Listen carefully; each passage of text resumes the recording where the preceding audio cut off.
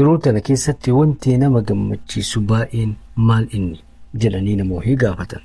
Akkana jedhe inni tokkoffaan namni ati waliin jiraattu sun si xiqqeessuu dhabuudha. Inni lammaffaan ammoo yeroo ati dogongortetti namni hundinuu akka dogongoru beekee dogongora keessan irra siif dabruudha.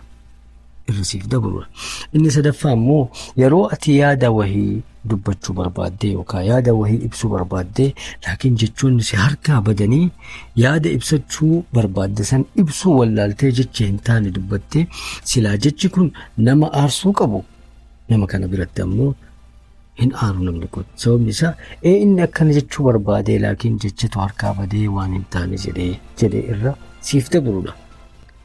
Akkasuma yeroo ati muudii hin taane keessa seentee yeroo kaartaan si harkaa badee waan taatu wallaaltee mataan si dhukkubee haalli kee jijjiiramee haala biraa ta'e yeroo kanatti ammoo namni kun si jijjiiruu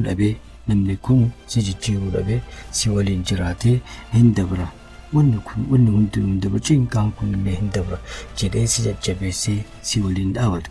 Yeroo ati lakki khalaas nagahee jira jettee ati dubbattutti lakki wantoota hedduu bira dabarree har'as tana bira dabruu hin dandeenya.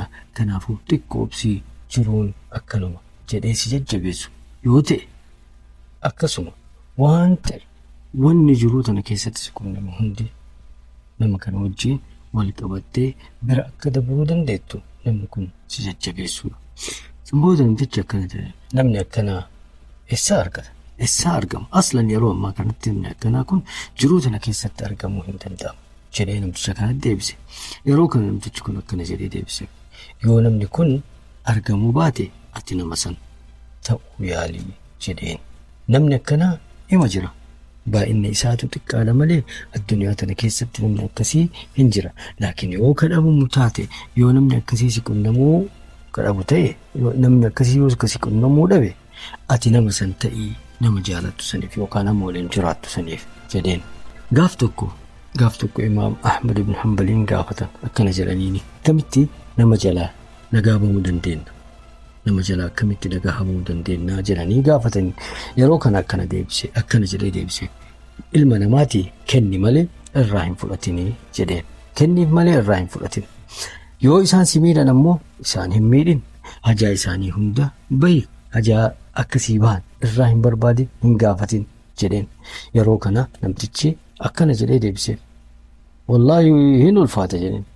Haalli amma isin jettan kun baay'ee ulfaata. Yaani namaa kennee namarra yaani addunyaan tun kennanii fudhachuudha hin danda'amu. Yaani ulfaata jennaan akkasittuu nagaa ta'e yookaan akkasittuu yoo nama jalaa bahuu dandeette ati nagaa jirtaa jedheen jedhama. Subscribe gochuun dagatin.